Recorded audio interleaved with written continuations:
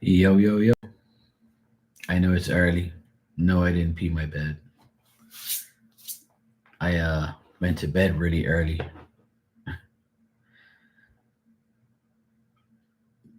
and now I'm up early, and now it's raining. So I'm here. I don't think I've ever been on this early. But hey, whatever. I needed something to do on board. Even though I got other things to do, but I just don't care. I'd rather come on here for a minute. It's 8:40 in the morning, so it's too early to do anything. So I decided to come on here. So yeah. Whether you see it now or later,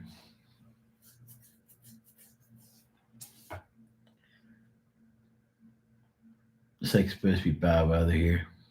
Windy and rainy. Apparently there's a small craft warning or some bullshit.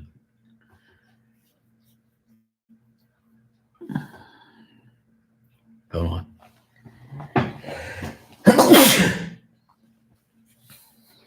Ah, bless me.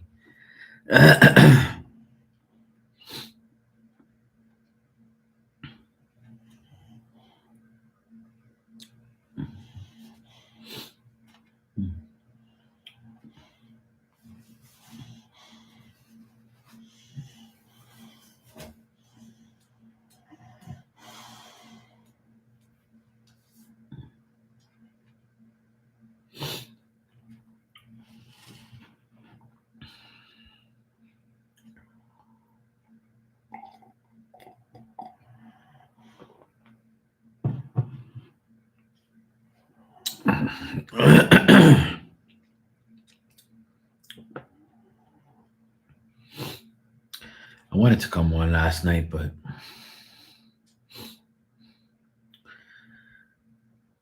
I pretty much like almost fell asleep on my couch watching the game. And after the game was like 11:30, quarter to one. I mean, quarter to 12. I mean, so I kind of wanted to go live, but then I was like, you know what? Let me just go to sleep. I was in my bed right at midnight,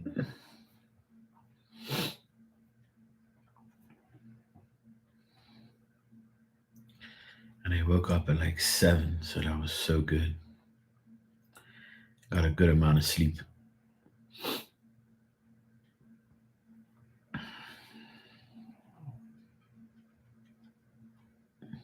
I cut my mom's uh, grass at her house.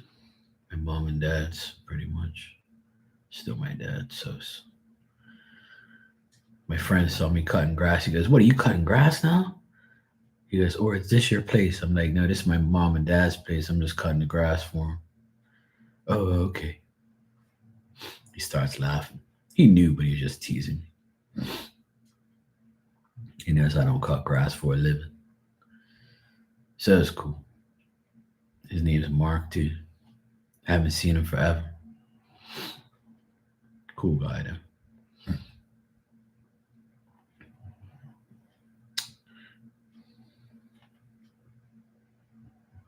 I tied it up around here a bit, kind of, sort of, sorted out some of my clothes and shit. I actually I have to take my mom to an appointment at 12, so that's not until another 2 hours. I gotta leave here. Then when I come back, depending on the weather, I'll probably hang out with you guys for a bit, maybe. And then I have to do some touch ups inside the kitchen area. Get everything looking fresh for Christmas.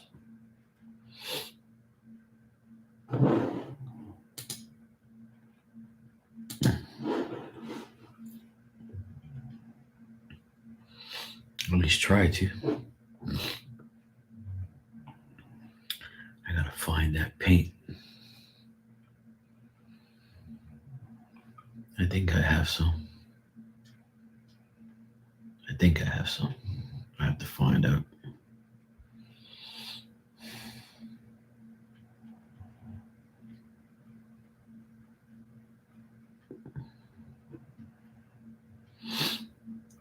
Hey, Marilyn, how you doing?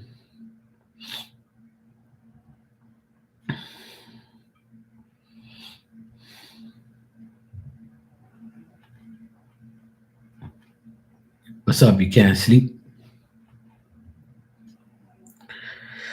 You're good? Good. That's good to hear. Yeah, I'm all right.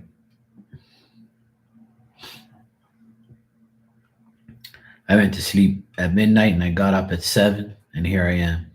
I didn't come live yesterday because I fell asleep on my couch watching basketball. And then when I got up, I was like, fuck this, I'm going to sleep.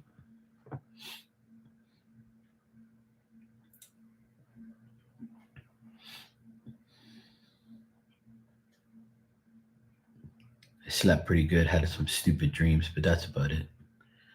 At least I slept at least 6 hours, which is great. If I sleep 6 to 7 hours, I'm good. Yeah, I did some cleaning yesterday around here. Cleaned up my area where the clothes is and put things away.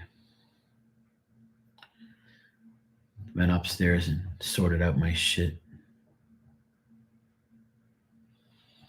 Yeah, a lot of people are like that. They never sleep through the whole night. Nah. I think as we get older, we sleep less.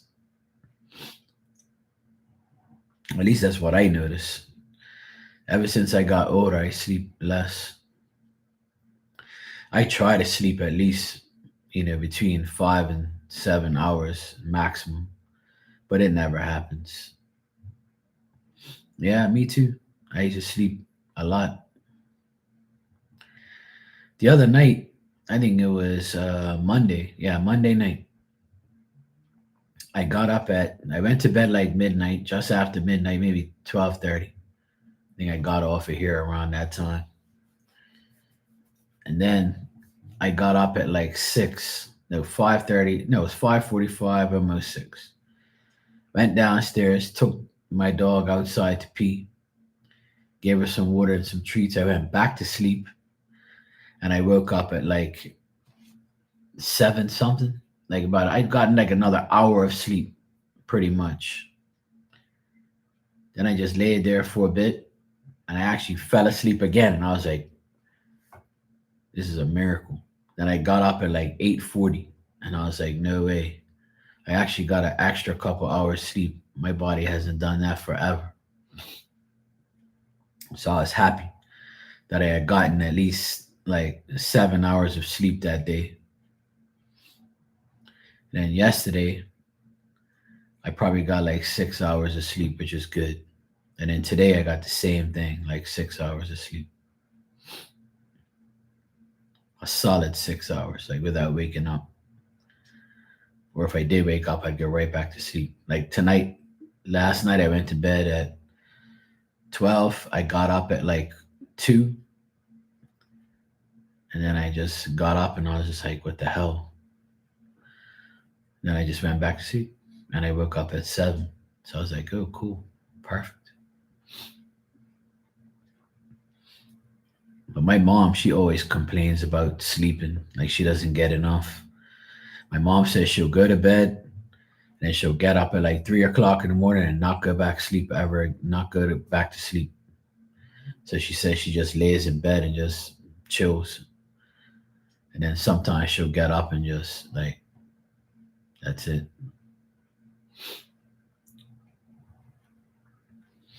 But I went down to her house around 2 o'clock yesterday. and I cut the grass, hung out with her for a bit, watched some TV. Then we had she made dinner for me, so I took the dinner and went home. Then my brother came and sat off with her and watched TV. Then me and my sister called her later on that night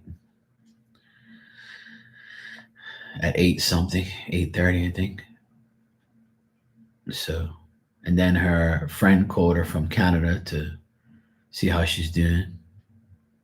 So she's getting like a lot of attention. People are talking to her, making sure she's okay. And today I got to take her to an appointment at 12 o'clock. So I got to go pick her up, take her to her appointment, bring her back home. I'll probably take her shopping at this. We have like this big ass outlet place that we go to all the time. She doesn't know I'm going to take her there, but I'm going to take her there. I'm going to say, Mom, we're going to go check out this place and go shopping. She might like something and then pick it out, and then I'll buy it for her, or whatever.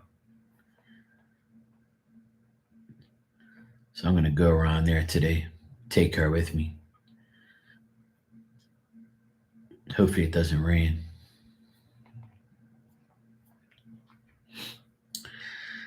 Yeah, she's going through probably the biggest transition of her life, but I truly feel sorry for her because she's a strong woman, but she's been through a lot.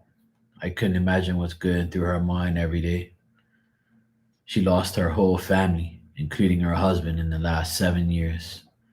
Every single year, somebody died in her family the last 7 years. It's been absolutely crazy. Both her sisters died in the same month, in the same week, in the same year. That was 7 years ago. Then uh, it was three years later. Actually, no, the next year, her friend died that she goes to church with. She passed away, and then after that, one of her our cousins died, and then 3 years later, my auntie died, the one that left us the inheritance. She died. Then her brother died last year, which was the last one in our family. And then my dad passed away this year. So like every year something happened where she was devastated with death from somebody, whether it was cousins, siblings, and now her husband. So she's been through a lot of death experiences with people.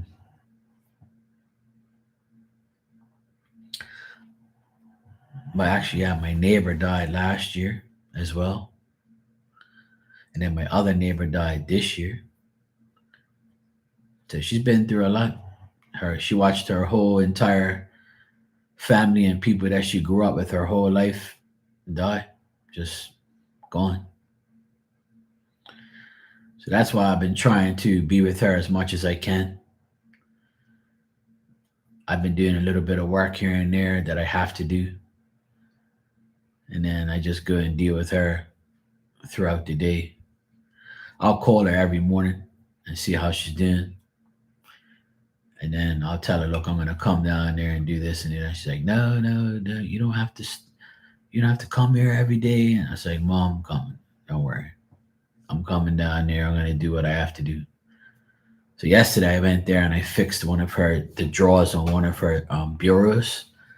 So I found the screw and I put it in there and I hooked it up for her.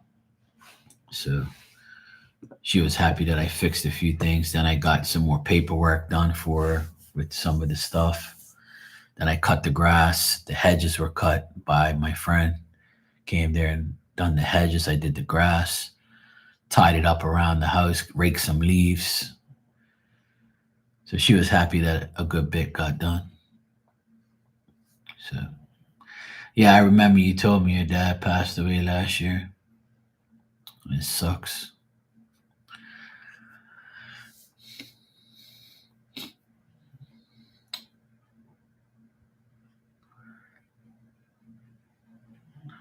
On Monday, I went to go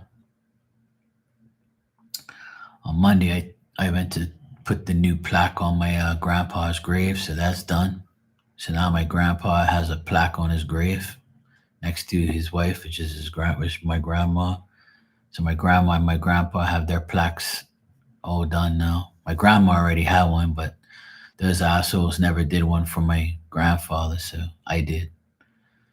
So I installed the plaque on Monday morning. So now it's done. My grandfather, after almost 50 years, has a plaque on his grave. Life of stupid family members.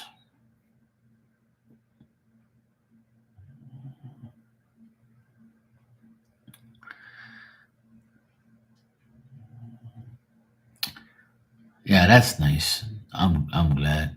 A lot of people, do the ashes thing, and some people go to the grave. But if you're going to a grave, like at least you can do is put a plaque there, or put like I got my grandfather's plaque off of Amazon for $29.99. It's a brass plaque. It's weatherproof. It's gonna last for years, and it's the size of a cell phone. Simple. That's all. That's all you need to do.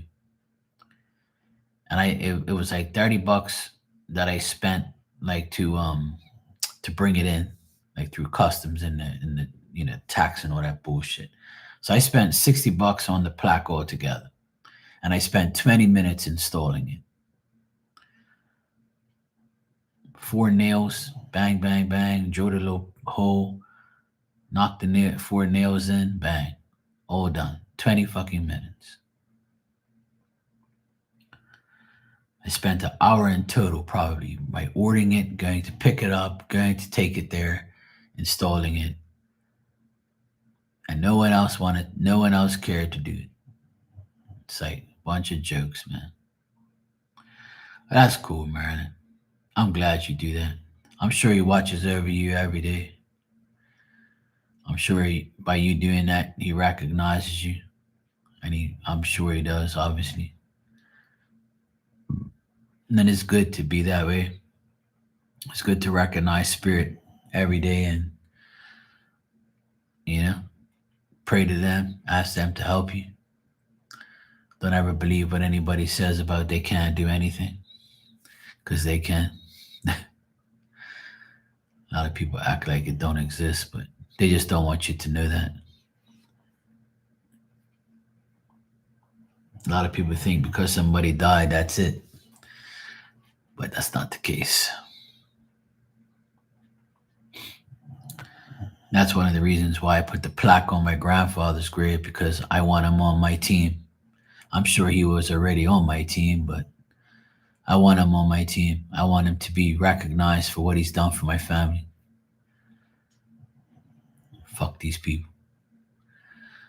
Disrespect my grandfather. He's the one who he's the reason we're all here. He came here to bust his ass, and he didn't even have his family for years. He brought his family here. He brought my dad here, and my uncle and my grandma. He told them, "Come here. We're gonna live a better life over here."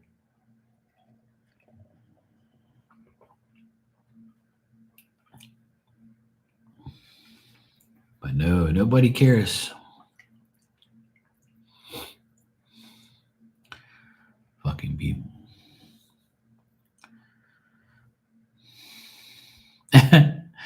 Yeah, some people can't handle all that type of stuff. Yeah, yeah, it's not good to put them on the floor. Don't disrespect them like that. A lot of people will get like a mantle and put him up on a mantle. Nah, he can appear, but not in a he. A lot of spirit will never appear in a spiritual form either, because a lot of them, like, you have to be special to see that type of stuff, and not too many people are. Or the spirit really has to like do something amazing for that to happen, and a lot of them don't do it anyway, because you know they're not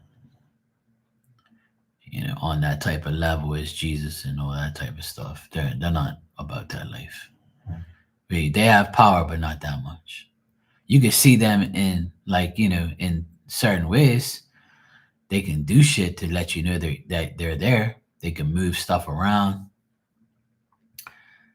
They can open doors, flicker lights. They can, you know, come to you in your dreams, all that type of shit. But actually appear to you, that's a little bit extreme for a lot of people to see. I've been doing it forever, but I've never seen somebody like in a spiritual form like that. Because I don't have that type of power. I can see them in my visions and shit, but not like this. Like I can't just look over and say, "Oh, hey, how you doing?" It don't work that way.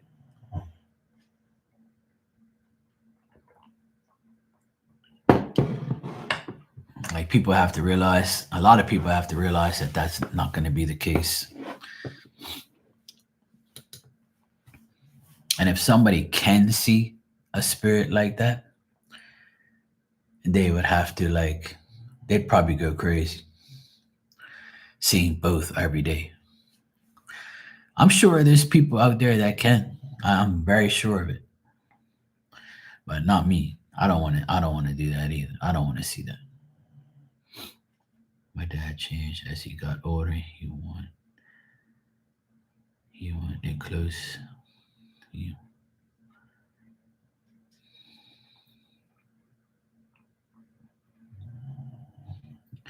oh, I see what you mean. Hey, Lucky. You say your dad changed as he got older. He wasn't close to you most of your life, but he came through for you in his older age. Well, same here. Like my dad, he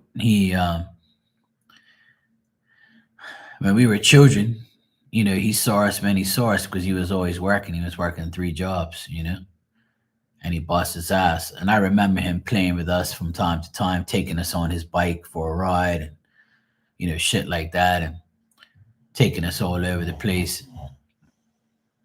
He did a lot for us. I can't never talk completely bad about him. When I was a teenager, like 16, 17, 18, 19, he gave me the hardest time ever. He always told me I had to be home before midnight. He doesn't want me to DJ in clubs at 3 o'clock in the morning. That's gonna ruin my life and blah blah blah. Like my dad was he was a right royal asshole when I was that age. Like he was like a control freak. Like he didn't want none of us to go anywhere, do anything. We had curfews and all this bullshit. And I tried to explain to him when I was 18 that look, man, I'm an adult now. Like I'll fucking leave. And I'll leave this house and I won't care. You got three jobs right now, and so do I, bro. I will fucking leave. I left school. Like I told him to his face, like, don't you think you're gonna like hit me when I'm 18 years old? Cause he like raised his hand to like slap me one day when I was 18 and I came home like 2 o'clock in the morning, right? And it was like one of the best nights of my life, like playing music and shit. And this guy fucking tried to ruin my vibe, and I was so pissed at him. I started to resent him and almost hate him at one point. But I didn't understand at the time that he was trying to protect me from from coming home late and dealing with drugs and alcohol and things like that and blah blah blah, right? But what he didn't understand was he wasn't in the club watching me DJ and making people go nuts and having fun. So he had this weird mentality, like I was doing something wrong because I was coming home late. So he kept locking me out of the house. And one time I said, you know what? I'm just going to sleep in the garage in the car, wind all the windows up so none of these roaches come in here and shit. And I just slept in the back seat of the car. And then when he went to work that morning, that morning, that Monday morning or whatever it was, or Tuesday morning, I think I went out some wee hour of the fucking night. At like 6:30 in the morning, he was like, he looked inside. I saw him look in the car at me, and he just shook his head, got on his motorcycle, and left. And then I went back inside, got a shower, and went to work at 7:30. But he knew he couldn't stop me. And then when I was 19, I said, you know what? I'm not gonna deal with you no more. I'm done. I found myself an apartment. I had three incomes at the time, and I said, you know what? Fuck you. You're not gonna ruin my life. And then I stopped speaking to him for a while because like I realized like this guy's never gonna give up. He's always gonna like try and control me or tell me what to do. And I'm 19 now, going 20. I'm in the army. You know, nobody in my family went to the army. Like they don't have no. He doesn't understand like that. You know, I'm a busy guy. I want to do shit. Like I want to be somebody. You know, I want to. You know, I was a manager at a gas station, a mechanic. I was in the army. I was a DJ. Like my life was crazy when I was 19, 20 years old. And he was looking at me like saying, how the fuck did I make this fucking crazy child? You know, he's nothing like the rest of us. But see, I was very ambitious when I was young. When I was free, like when I left school, I was free. Like I didn't have to go to school no more and I hated school. And I was like, I don't care if I'm gonna drop out. Fuck this shit. I'm gonna make some money. And when I started making money and realizing what life was all about and you know, have my own freedom, my own place, my life got better and better and better and better.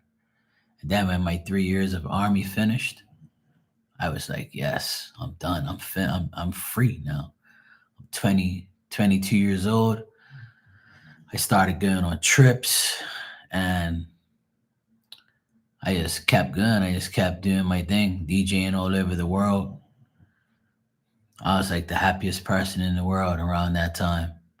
And my dad was like, he would just look at me and be like, yeah, fuck this guy. You know, he's doing what he wants. He don't listen to me. He's gonna fall one day. He's gonna realize that I'm right. You know, my dad was always like that type of person. He had no faith in anything that I did. He thought that I was bullshitting, right? And I was like, whatever, man. I don't care about, you know, what the fuck he says or what he thinks about me. So anyway, fast forward to, you know, I'd probably say the last 10 years, him and I has been a lot more closer. Um, you know, he used to come up here and watch football like 3 times a week. He'd come up here on his bike. He'd eat dinner up here with me. Like we always had a good time together. He made peace knowing that he made peace with me and himself knowing that, you know, he probably thought, yeah, Mark's gonna get locked up, go to jail. He's hanging out with all these fucking gangster people and, you know, drugs and alcohol and all this bullshit. Like he knew I smoked and drank and shit. He knew he heard. I didn't give a fuck. I didn't really care. You know, he couldn't do nothing about it anyway. But he saw how I lived, and then when people started telling him that I was a good electrician and shit, he got over it. He finally realized that hey, I was thinking Mark is gonna be a fucking loser and Mark's gonna fucking, you know, crumble and be a bad kid. And he just finally gave up. Even like the last couple years, he gave up believing that I was somebody that he imagined in his mind. And that's what I tell people. Like I don't have nothing against my dad. Like I don't hate him, but instead of motivating me, he went against all my decisions, and that motivated me to show him like, you know what, dad, like I know you don't believe that I do the things that I do. And I know you have people come up to you and tell you that I'm a good electrician and a good person and I'm a good businessman and I did this job and I did that job. You're never gonna believe it because you don't see me do it. You just hear about it. And then when I started working on his house and making his house better, that's when he believed like 100%. And then he saw all the things that I done at this house and what my sister would say about me and people would say. And they were like, "Yeah, your son Mark, and he's the guy, man. You know, he did all this work. You know, he's a good person. He works hard. You know, he's a really good electrician. You know, I don't have no problems with. You know, my dad had to hear from the whole world that his son is great. You know, and he must have felt like an idiot I'm sure he did. I'm sure he felt like an idiot at times because everybody's praising me and he's like sitting here saying to himself, nah, this can't be right. Because I don't see him do all these things. And there's some days where he's home and he's not doing nothing, but that's what you think. I was on here, but you didn't know until now. So, it's hard because you want to say shit, but you can't say positive things to a negative person all the time because they're not going to listen. They're going to turn that your positive into a negative, and that's what my dad did.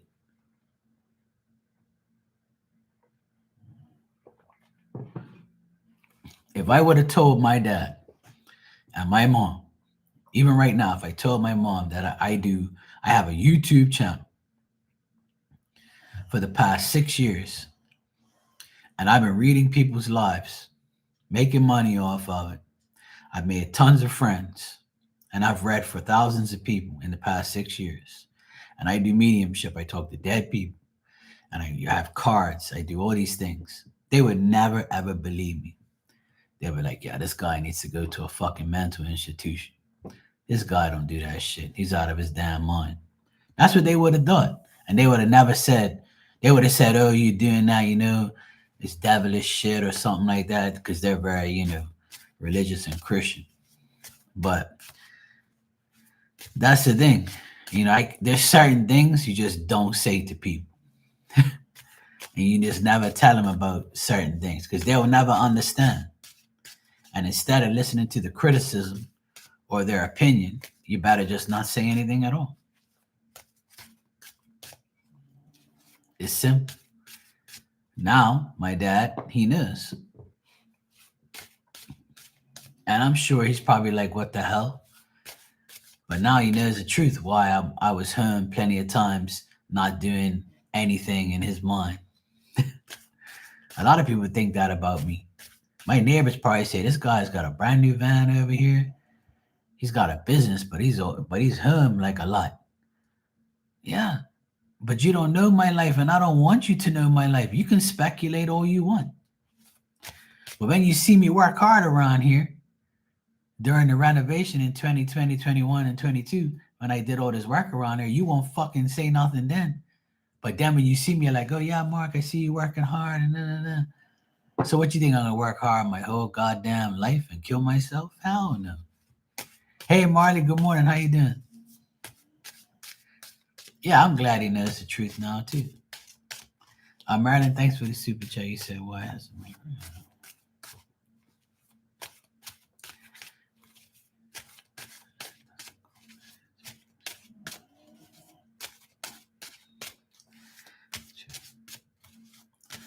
I mean, we all have stories, right? About our dads, our moms, siblings, our family, how we get treated, how, life is. But life goes on, man. Like I said, I don't really care anymore about what anybody thinks. And I'm just glad that, I have a connection with spirit and I'm doing my thing. And then, like I said, now that my dad's in spirit, he knows what I do.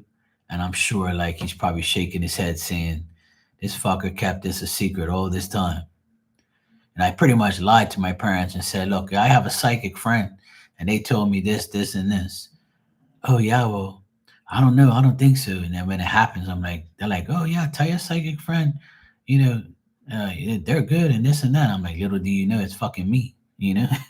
But I'll never tell them that because if I told them that, then they would say, how much shit does this guy do? Like this is crazy. How can he do all these things?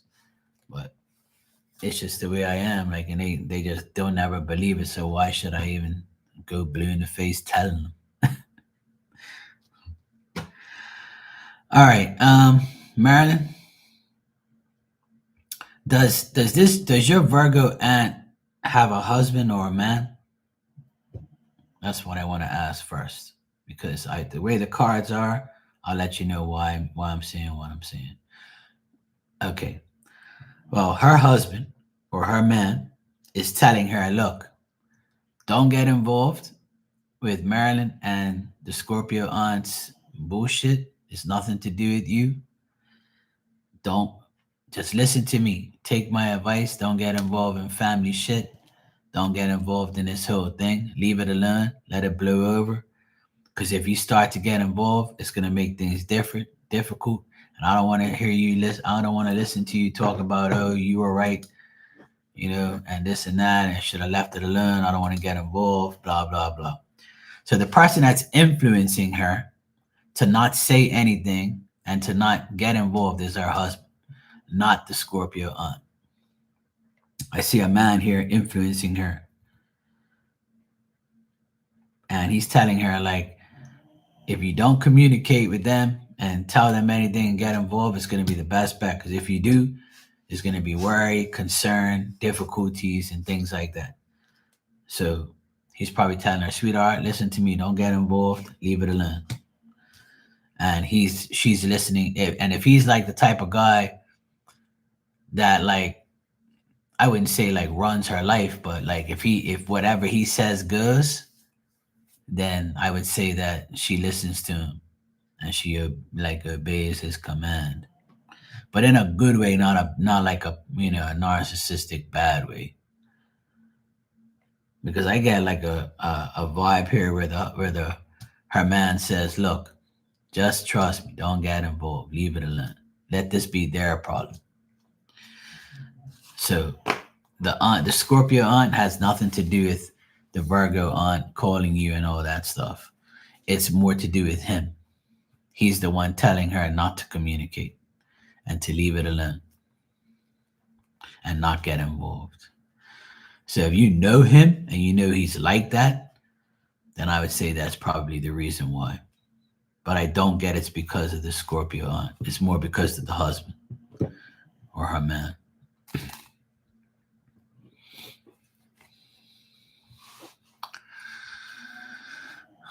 So yeah, that's what I get. He just doesn't want her to get involved.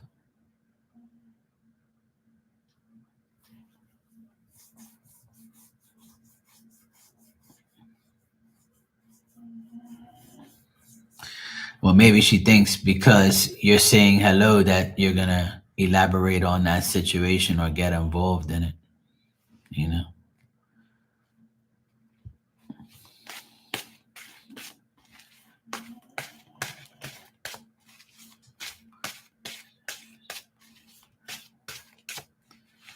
Let me see if she's gonna call you this month.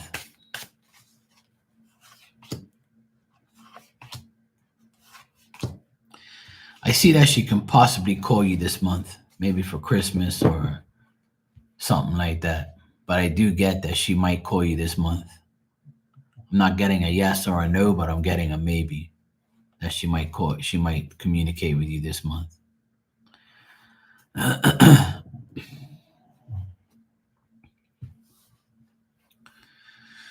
Sometimes when you call and they don't answer, and then sometimes you just gotta let people know, like,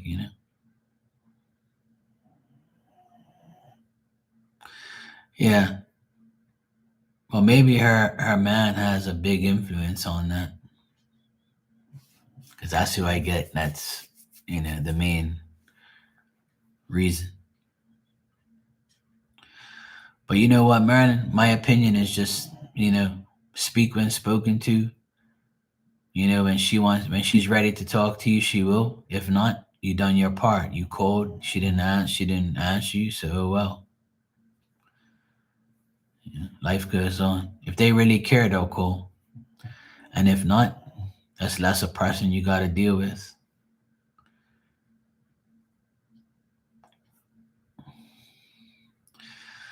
And your significant other or your partner will always have like a say in it. So if they listen and obey their partners not to do something, then oh well. As you know, that happens many times. So I think that he's the influence of him not calling you. I mean, her not calling you. So I don't know how he is, but from what I get in the cards, he's the reason that she doesn't get involved or call. Some people are like that.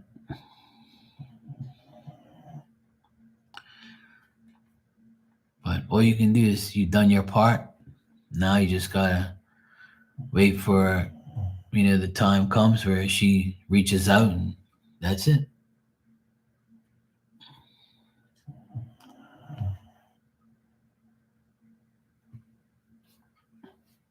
There's only so much you can do. Communication is one of the most annoying things in the world,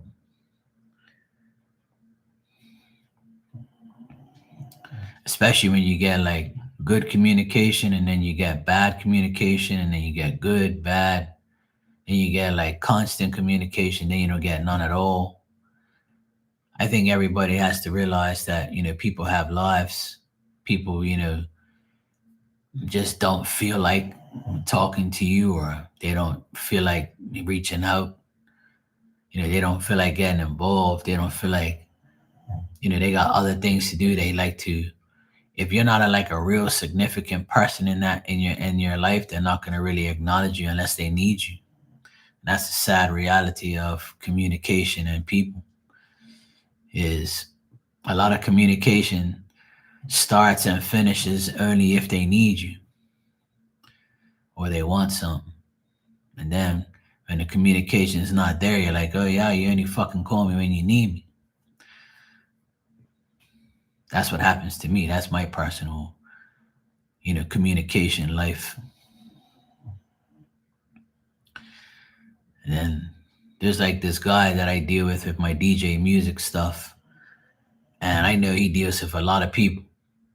But his job is to communicate with us that are buying music and making him money. And last night I texted him to say, hey, I paid you for this song from last week and I still ain't heard nothing. What's the update? And he just wrote, no, nothing. Like nothing back from the person. No update, no, just no elaboration. And then some days he's like talking my ear off. One day it's like one word answers, nah, no, not yet. And then other days it's like, so I have to realize that this person is a moody communicator. So when they're in the mood, they're going to communicate with me a lot. And I'm just going to enjoy the communication when I get it, when I have his undivided attention. Now, when I don't have his undivided attention and I get those one word answers, that's when I just leave it alone. And I'm like, you know what? I'm not going to bother this guy. He's done a lot for me, musically wise and DJ wise. I'm going to leave him alone. I don't want to lose his communication and lose his contact because I'm going to aggravate him and just keep asking him where the fuck's my shit. And I know he has no control over the artist and time frames and things like that. So I'm just going to let it be. When I get it, I get it. But I'm just the type of person I would like an update or a communication, or like, hey, look, I know it's been a week, but the guy, this is that, whatever. I have to ask you all the time. Like, come on, bro. Like, you can't take out 30 seconds of your time and say, hey, bro, look, I know you ordered this thing like a week ago, but don't worry. I'll assure you it's gonna happen, like it always does. But these artists, they're a pain in the ass. That's all I want. Like, I shouldn't have to text you like every couple of days and be like, yo, where's my shit? Because if it was the other way around, you'd be doing it to me. You'd be like, hey, where's my shit, Mark? Hey, you got my stuff? Yeah, Mark. Hey, Mark. Hey, Mark. Hey, Mark. That's how people are with me. Don't let me take a fucking day or two to come back to you. Holy shit. You be sending out the fucking FBI, federal agents, drones. You be sending police to my house. Oh, Mark ain't answering me. Go see if something wrong. I swear, don't let me fucking not communicate. Hell no. People be so mad. Mark, better communicate with me. But when it's the other way around and I want communication from someone, I gotta pull teeth and fucking fuck you off. And, like, what's so, I don't know, understand how communication is so easy now. and you get a text and you see it. You can see it without opening it, right? Unless it's long. And then when you open it, those two ticks are gonna show in the WhatsApp, right? So how the fuck you see it and then you don't respond? So if you had the chance to look at it, why you just can't go click, click, click, click, click real quick, couple seconds? That shit pisses me off. But when it's me, you're gonna keep on typing when you see me answering and not answer you back, or you're gonna call me. Like people are weird, you know. They'll be like, it's like a communication convenience for people. WhatsApp is like one of the worst things for communication. It can either make or break you, or aggravate you, or piss you off. And then you got the ghosting shit.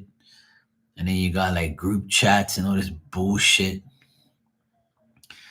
Let me tell you, WhatsApp is like a nuisance. You know the person's there and they want to answer, and it makes you so mad. You just want to like answer your fucking phone. You know, that's what I want to do sometimes. Or I know you saw my text, like fucking talk to me, like. Cause if it was the other way around, you know you'd be fucking calling me and aggravating me.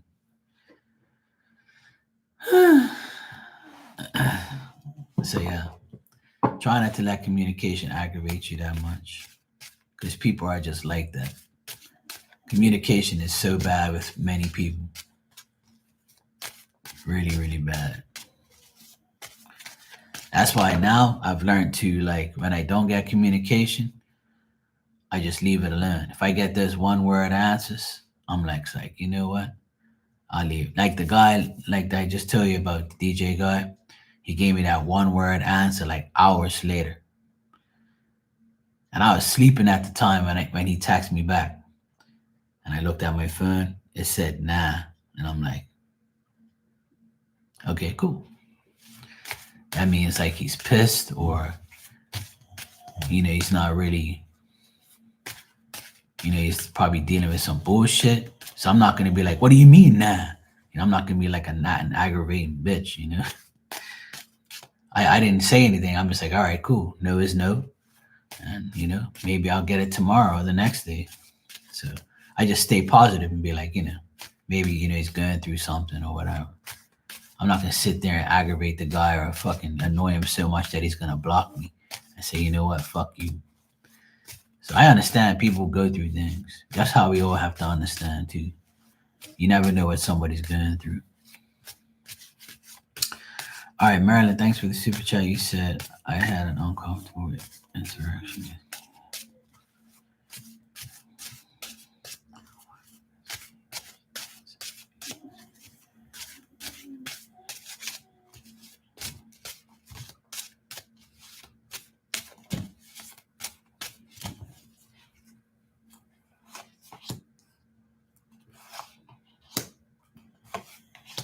Well, not good. I don't get nothing good here. Well, her thoughts and feelings about it was, confusion. Um, she's mentally thinking about it. She actually want like to, say some more shit to you, or like argue with you. If she did argue with you, she probably like felt like she wanted to self-destruct, or she felt like embarrassed that she had to go through that. It gave her anxiety and made her feel kind of uneasy. And now I feel like, she just feels like, hey, maybe this is a temporary thing. Maybe we'll get over it and things will improve in the future. So even though she had this like, interaction with you that upset you, I think she caught herself afterwards and was like, you know what, maybe, you know, the next time I see her, I'll apologize, or, maybe I'm gonna apologize eventually, or maybe like I should just understand that, the way it was the way it was. So it's my bad. So even though she, made this, even though it was upsetting to you, she probably felt that. And I think she might apologize eventually, or like speak to you again and make things better. But don't count on that. But I see that's a possibility from on her end, if she was the one who, like, caused the issue. But otherwise, that she kind of feels like, you know, she kind of felt like irritated about the whole thing, and she kind of felt like she wanted to say more, but then she like kind of caught herself because she didn't want to embarrass herself or get embarrassed. But her actions, she knows that wasn't the right thing to do. So I think that now that she's done it, I feel like she might, apologize or make things better. So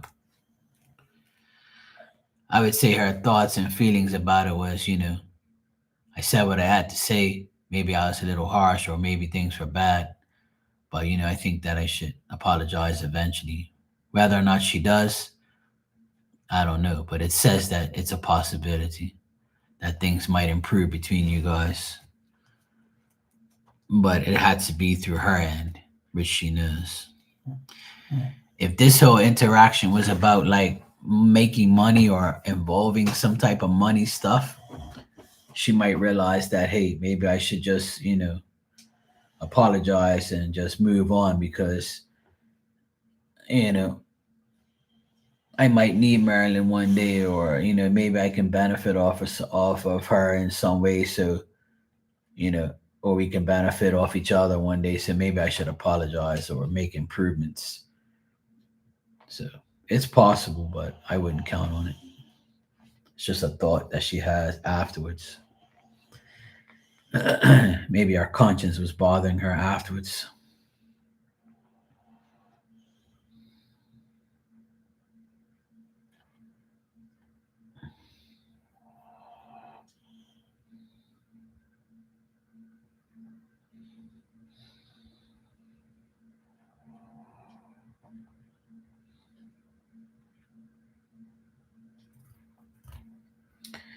Hey Val, how you doing?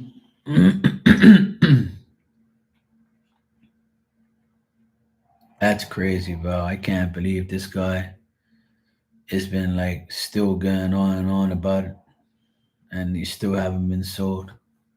That's insane. What the hell is wrong with these people?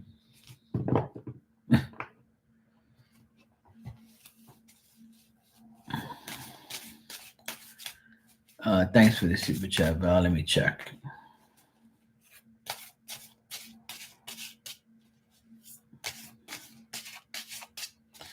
That's insane.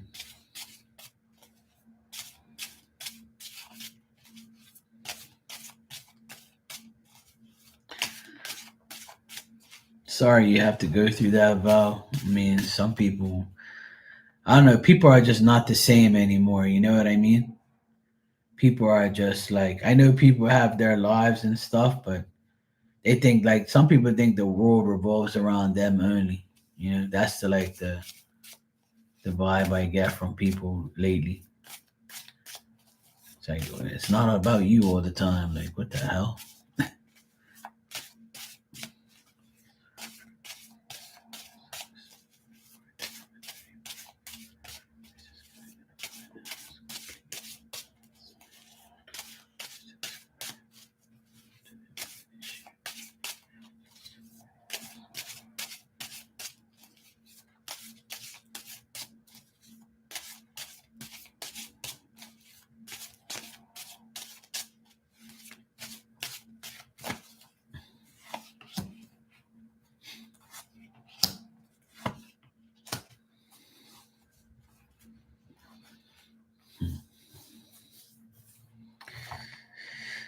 Well, the cards are like it always is. It's telling me that he's still gonna hold on. He's still holding off. See, he's going through some type of bullshit right now. Looks like he's working constantly, is what I see. And there's gonna be still more delays and stuff with this whole thing, unfortunately.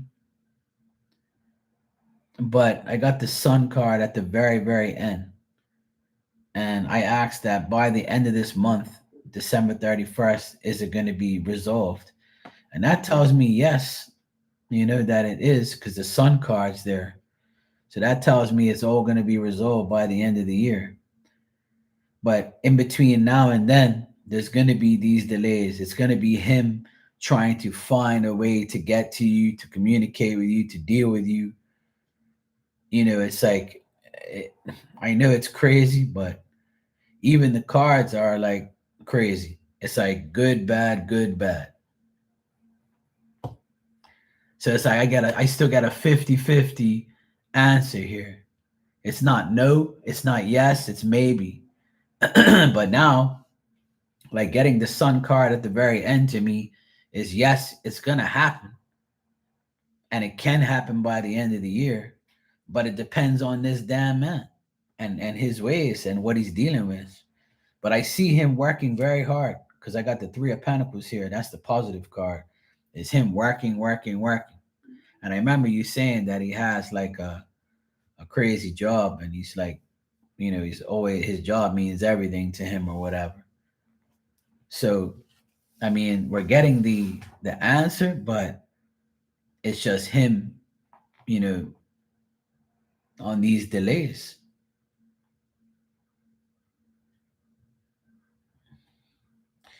And I'm not getting like too good energy on him. Like I get that he's like going through some bad stuff, or he's going through a bad period of time.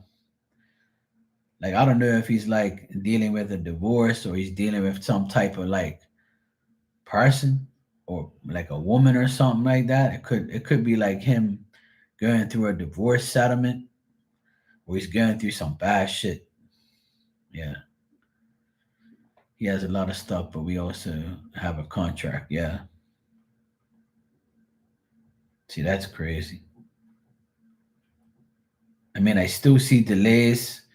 I still see him like not doing that great, but I do see like the positive outcome is the sun, and that tells me yes, that it's gonna be sold. I hate to give time frames, but I asked, is it gonna happen from now to the end of the month? And it says yes. So I don't know what more to tell you, but the way the cards are laid out, you know, it's like a never ending story. So the contract becomes non and void Friday. All right. Let's see if it's gonna happen before then. Tell me something, Val. Do you know where he works?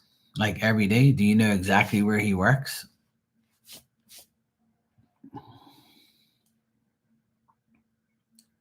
Like, and the reason I asked that is, if you can't get a hold of him on his personal number, then call his damn job.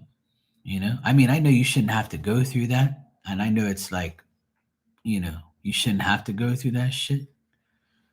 You don't know where he works, That's fucking nuts. Well, let's check to see if he's gonna do it before Friday. Because today's Wednesday.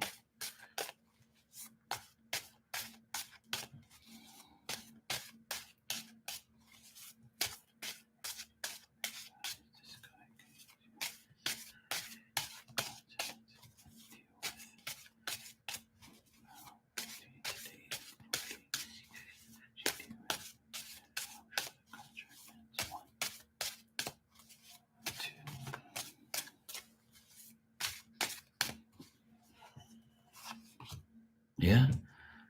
I get that he's gonna I got this is so crazy, Val. Every time I read this whole situation, I know it frustrates you. It frustrates me for you. But I just got the Ace of Pentacles. I asked, is he going to deal with you between today, tomorrow, and Friday before this contract ends? And I got the Ace of Pentacles. And the Ace of Pentacles is a man handing you money. So it looks like it's gonna get done between now and Friday, so he doesn't lose his contract. Because, like you said, it's going to be his loss because you'll get the hand money. So either you're going to get the hand money and he doesn't do anything, or he's actually going to deal with it once and for all. Yeah, maybe. Because look, I got the Ace of Pentacles, handing you money.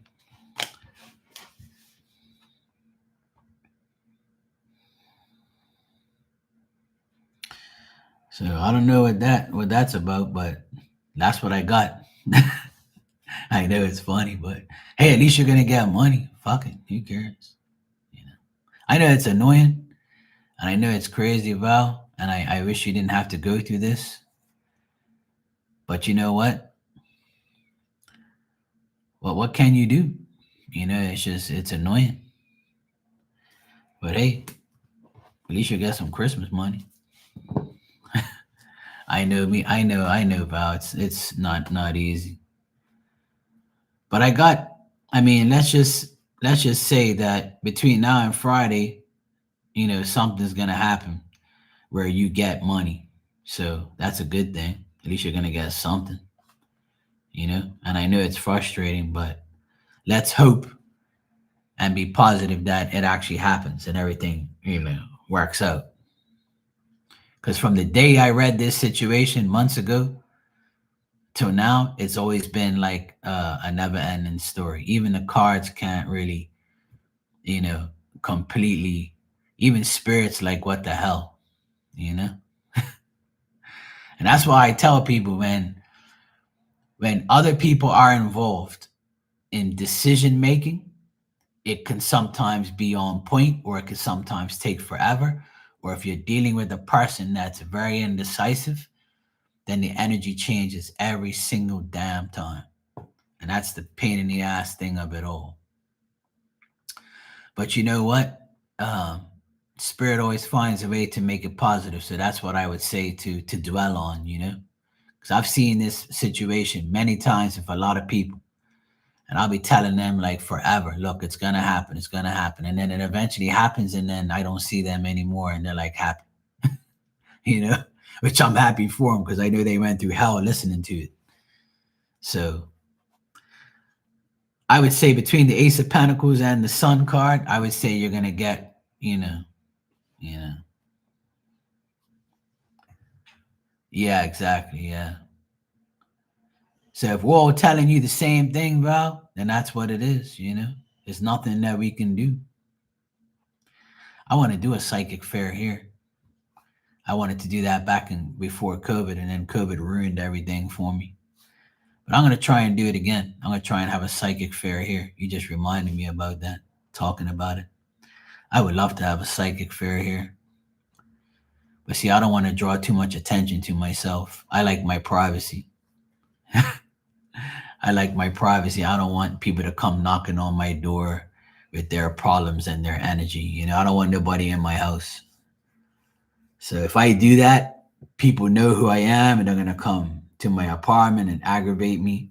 And I don't want that. So I have to make it perfectly clear, if I do it, do not fucking come to my apartment. This is my number and my email. You deal with me through a computer. You're not coming to my house to aggravate me. Hell no. I don't want nobody in my house aggravating me. I like my freedom.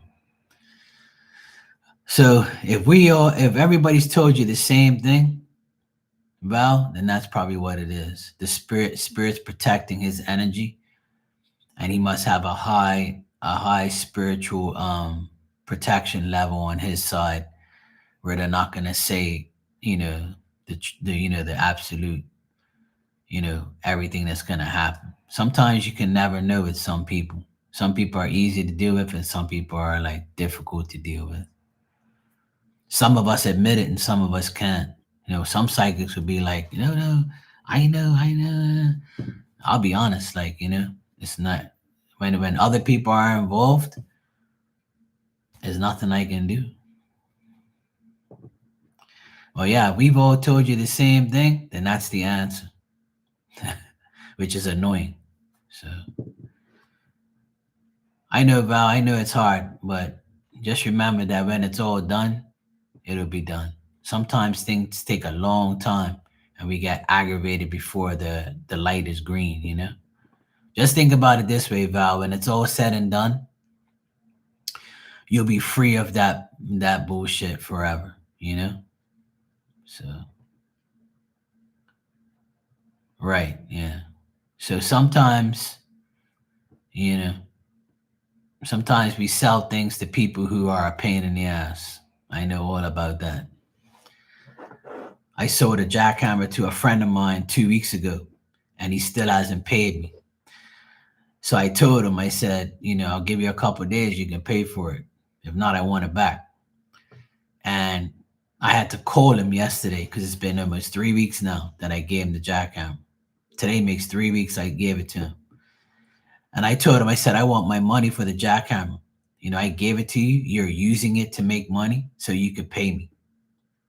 Okay, I'll tell my wife to send you the money to your account. I said, you better, bro. I'm sick and tired of calling you. Oh, I'm sorry, man. It's not my fault. I said, I don't care, bro.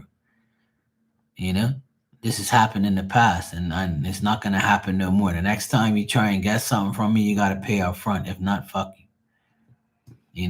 Like if that was me, you'd be hounding the shit out of me because you're always hard up for money. You made money off this jackhammer that you bought from me. Where the fuck is my money? I want my money now. So he's like, oh, I'm going to tell my wife to send it to you tonight. You should have it by Friday. I said, I better have it by Friday or I want my jackhammer back. I shouldn't have to come after you for my money. You know what I'm saying? I was gracious enough to give it to you so you can work and make money with my goddamn jackhammer. Because I don't really use a jackhammer no more. So I told him, look, I'll sell it to you. And he made me an offer. And I said, okay, fine, I'll take it. It's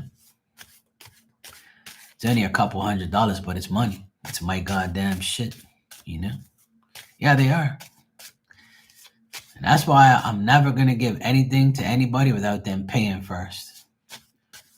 That's one of my bad habits is giving people shit and then having to collect my money and fuck them off. I shouldn't have to do that. I should just get the money and then I'll give you the shit. But that's a bad habit I have. I try to be nice and try to help people. And because they know that I'm okay with finances, they take more advantage of it. They're like, yeah, Mark don't need the money. I'll pay him when I have to. I'll pay him when he calls me. Yeah? All right. Well, you just lost your reputation with me. So now the next time you want something and you're desperate for it, I'm going to say, well, go down the hill. You got your bank card on you? Good. Well, go down the bottom of the hill and go get cash. Oh, can I send it to you to your bank account? I said, yeah, sure. When I see it in my bank account, I'll give you the item. Simple. I'll keep it right here for you. Oh, but last time you took too long and I had to call you. So it's over now. You fucked up. So that's why I'm not going to do it no more. Fuck these people. I'm sick and tired of doing shit for people and then I have to go run after you to get my money. I shouldn't have to do that.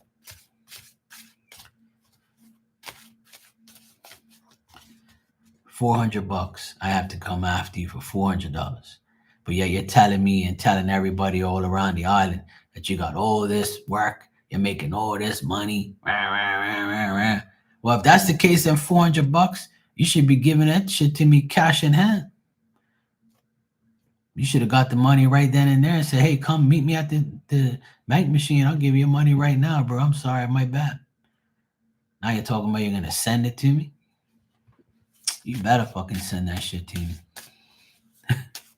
And he knows I don't play around, so I'll go find out where he is and take it. I know where he lives. I'll take my jackhammer right out of his fucking car. You ain't paying for it, it's mine. And you pay for it, I'll give it back to you. I'm the type of person that does that shit, and he knows it too, so I hope he's smart enough to pay for it. Because if not, we're going to have words. I'll beat his ass with the jackhammer.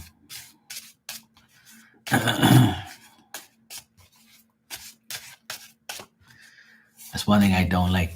Is when somebody owes me money and dodges me. That shit pisses me off. All right, Marilyn, thanks for the super chat. You said, what are W's intentions towards you? You getting love bombed? Aw, isn't that nice? Marilyn says, are his compliments love bombing or is he sincere? Is he someone who is good for me? This woman, you asked me 3 questions in one damn super chat. When you can just ask me one question.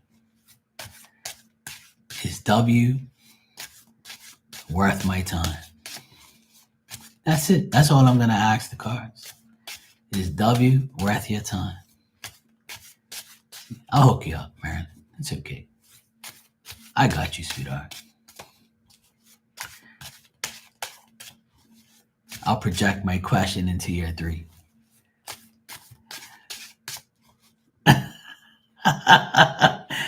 Look, she says, what?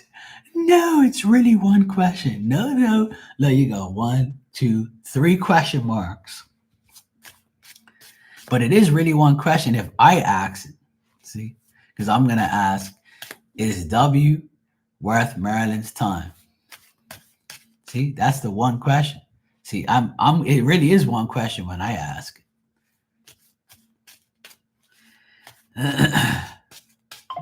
It's okay, Marilyn. I got you. I'm just teasing you.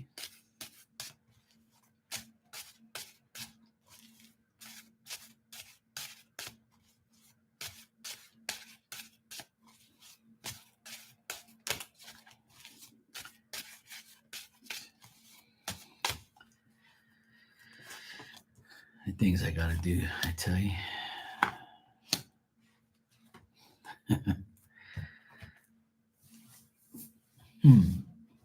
Well, I would say this guy's a pretty good person. I feel like they're mature. I feel like they're very bold and courageous. So the love bombing things, they want you to enjoy it. They want you to accept that they talk like that, and their compliments are genuine and stuff. And I feel like they have good intentions. But the thing is they think that they think because you don't say nothing or anything in the back. Okay, Val, take care. Let me know how it goes. Hey, Holly, how you doing? Like they kind of feel like they're gonna disappoint you, or they are disappointing you because you might not say nothing back, or you're not really accepting how he is, or how or you're probably like cautious with them or whatever. So this person has and is a good person. I get good cards on this person. This person is decent. So they are worth your time, but I would say that they don't want to disappoint you, but they at the same time, if you're not giving them the time of day back, then they probably be like, I guess that she's not interested, or I guess she doesn't give a shit about me like that. So it depends on how far this goes, depends on how you respond to him. You know what I mean? So if you think he's love bombing you and bullshitting you, he really isn't. He really is interested, but he doesn't want to upset you or disappoint you. And he doesn't want you to think that he's another bullshit guy, because he's not, you know? So his intentions is good. He is somebody that you can get to know that is good, and his compliments are sincere, but he doesn't want to disappoint you. So if you're not really like giving him the time of day, he's probably like, yeah, she don't give a fuck about me. Good guys finish last. Wow. That type of attitude. But I would say that he doesn't want to disappoint you. Like he doesn't want to fail to, he doesn't want to fail you. Like he doesn't want to start something and then disappoint you. So I would say he means well. I got all good cards on him. So I would say give him a chance. But at the same time, yeah, I know. But your cautiousness might be like, turning him off a bit. Like, yeah, she doesn't care. I'm here love bombing this damn girl, telling her all these nice things, but she don't give a fuck. These women don't want no nice guy. That's his attitude right now. He's like, yeah, she probably thinks I'm gonna disappoint her. She probably thinks I'm another loser. So he's kind of like, but he enjoys when you talk to him. So when you communicate with him, he enjoys that. He's happy that he gets, an answer back from you. But it might be like a cautious answer or a cautious text. So that's why he's like, shit, I gotta do extra and make sure this woman thinks that I'm not gonna like screw her over. You know what I mean? So I would say like, be a little open instead of cautious. And I think that it'll be fine. I don't get nothing bad here.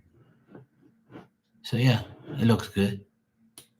I'll approve you talking to him. You have my approval. You have my approval for this guy. But you can still be cautious. That's fine. But he doesn't want to upset you. So that's probably why like he says nice things. But sometimes women think that, guys are just, talking like that, Yeah, I approve of him so far. Yeah. I would say he's a good guy. You know. I would say he's okay. I don't get nothing bad. Yeah, I approve of this guy, yeah. I got all good cards, so I have to approve him. I can't lie. Anything I get is he doesn't want to disappoint you, which is what most men, they don't want to disappoint no woman. If they're talking shit and having fun and like, happy to talk to you and they're happy to get a response, and you're like, and you still like not giving the guy the time of day or, you know,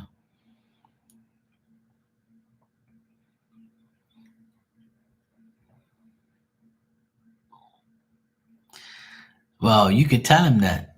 You could say, you could say, hey, look, you know, you don't have to compliment me in order to get me. That you can be simple and that's it. Yeah.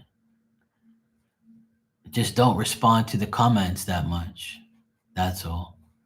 Don't say, oh, you're sweet. Oh, thank you. Yeah. Don't let it fill up your head, which I'm sure you're not. But, sometimes not entertaining the compliments will be a hint like, shut up, bro. Yeah, right. But see, he'll eventually understand that. But a lot of guys like to compliment a woman because a lot of women like compliments anyway. And if they don't get compliments, they're like, you don't even compliment me. Unfortunately, we have to deal with other people's energy that affected us or someone else. Yeah, I mean, well, he's trying too hard because he probably didn't try hard enough in his last relationship. But you gotta help him with that. And what I mean by that is like help him like understand that he doesn't have to do all that.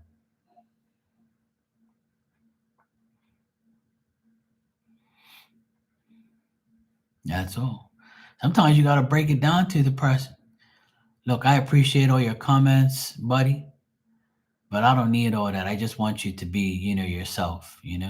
I appreciate the compliments, but I'm good with that. Like I don't really want a whole heap of compliments. I just want you to be yourself. Let's just chat, you know? Get to know each other. You can save your compliments for when you see my sexy ass when we go out on a face to face date. That's what you could say to him, and he'll be like, "Oh yeah, that sounds good." You know, that's what you could tell him, and just have a little, chuckle. You know,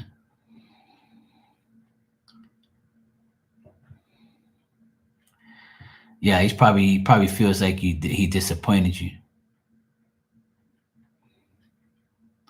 Well, sometimes they need that. They need that, like that chill the fuck out, bro. You know. See, some guys, man, they just try too hard because they feel like, cause see, women have programmed men like that. There's a lot of women out there that need those compliments. They need that self confidence from a man. They need to be like pet like a cat every fucking day. And then that tarnishes that guy because he thinks he has to do it every single woman. So I would say it's not really his fault. I'm not trying to defend him, but maybe like he needs to understand, like by you not responding to him, he's disappointed now because he's like, fuck, maybe I was a little bit too much. So maybe you doing that helped. So now he's gonna say, shit, that's my bad. I shouldn't have did too much. But sometimes people have to understand there's no perfect relationship and no perfect beginning and ending. Sometimes it just becomes that way. Yeah. If he was too much, then I would say take a break and then, answer their answer the text and say, hey, you could say, hey, look, I enjoy talking to you, but I think that you're a little bit too much. So, if you can turn it down, sweetheart, that'll be nice. Me, I can't stand a lot of compliments. I'm not that type of person. I don't like to be pet like a dog and a cat. I don't want a woman to tell me all these fucking great, wonderful things. I already know I'm the guy. I don't need you to fucking tell me every day, you know? And don't lie to me because I'm not Tom Cruise, and don't be telling me like, I'm this and I'm that. And leave me the fuck alone. Don't aggravate me, woman.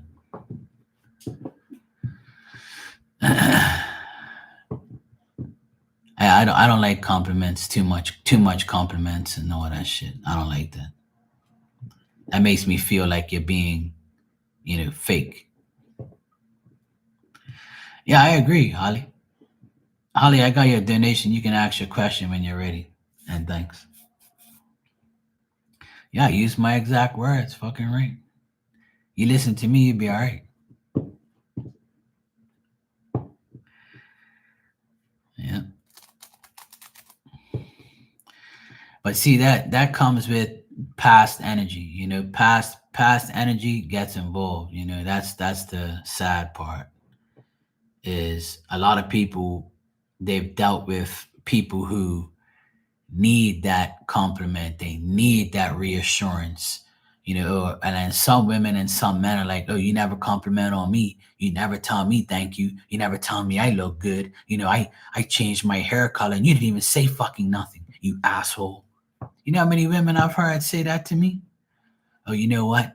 I changed my eye color, or I changed my hair. I got my hair curled, and he didn't even say anything. He didn't even give a fuck. See, that just shows he doesn't care about me. God be the same way. Oh, I had a beard and I shaved it all off, and she didn't even tell me that I look good. She didn't even care, stupid bitch. And then when you go meet somebody else, and the person says, "Oh, you're handsome. I like when you shave," or I like your tie, or I like the way you dress. I like your swag. And then the guy's like, "What the fuck?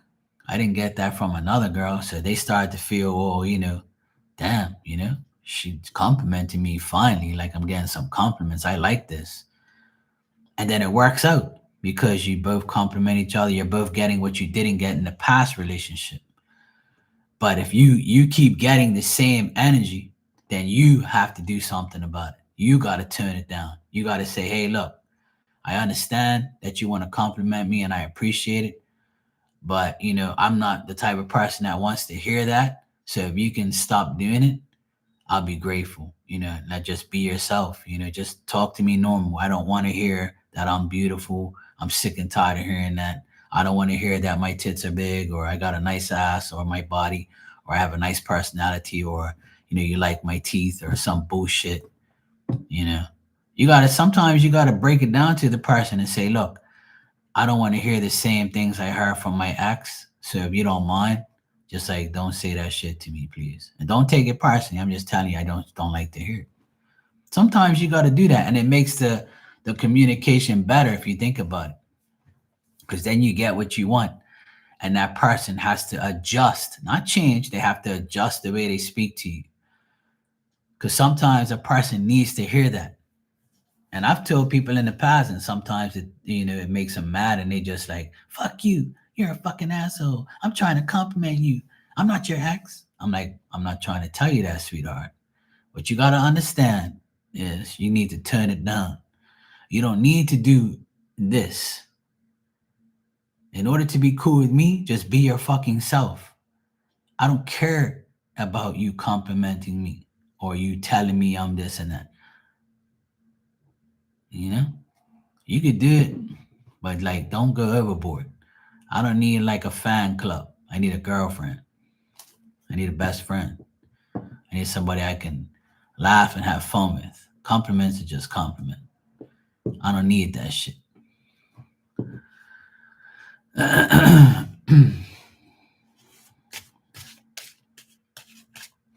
Yeah, exactly. Yeah.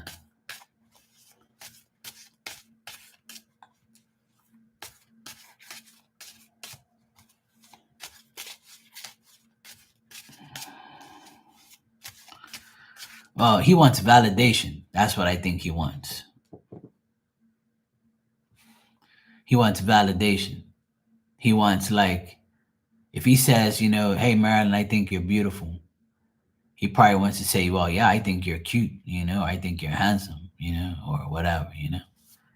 He probably wants that, return, oh yeah, I told her she's beautiful and she told me I was cute. So now I know that she's interested.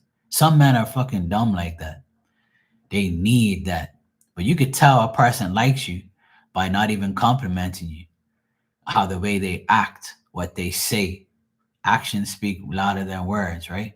Say, oh, even though you don't tell me you like me, I know you do. But it's okay. I don't need you to fucking tell me. I know you want the D. Of course, sweetheart. I can see it in your eyes. I can see when you play with your hair. I can see the way you look at me.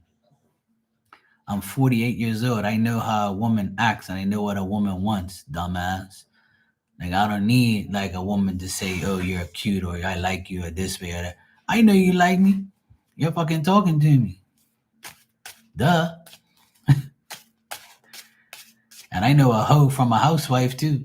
I know exactly what a hoe wants and I know what a housewife wants. Or, not even a housewife, but like, a regular person wants. Yeah, I agree, Ali. Yeah.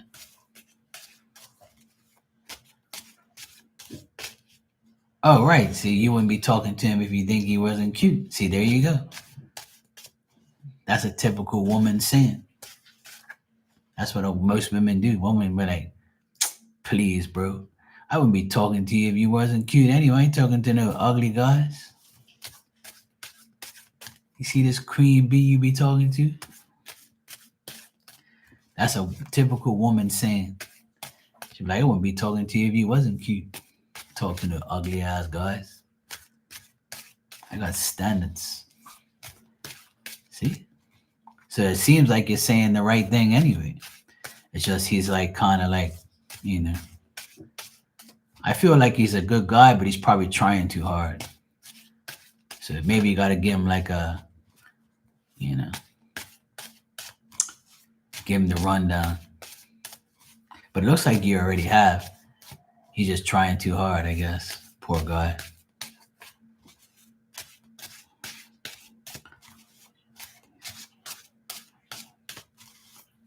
All right, Holly, let me check what's going on with you this month.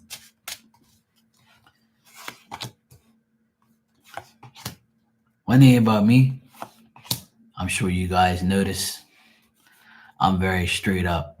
Like, sometimes I got women coming in here throughout the years that would talk all this shit to me, act like they're interested, compliment me, hit me up out of here, online or on Instagram or whatever, try and be all cool with me, act like, they're my girlfriend and shit.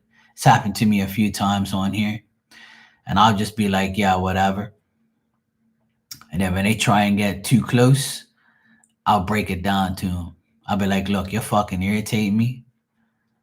I don't like the fact that you're like, think that you're my girlfriend and you're like thousands of miles away from me.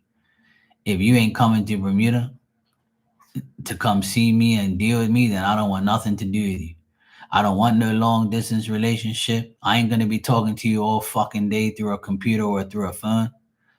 I'm only gonna date a person that's next to me, here with me, Yeah? So you're wasting your time. If you ain't on a plane coming here, then I ain't got nothing to do with you. Then some of them would say, oh, well, you can come see me. I said, well, I don't want to come and see you because I'm not interested. I'm not doing long distance relationships. You think I'm going to come see you every fucking time, waste my money on you to go and to go get some coochie or something? The fuck you think this is? Do I look desperate to you? You must be out of your mind, woman. The fuck you think I got written on my forehead, dumbass? And she could say the same thing to me, but I'm not asking you to come and see me. You're assuming.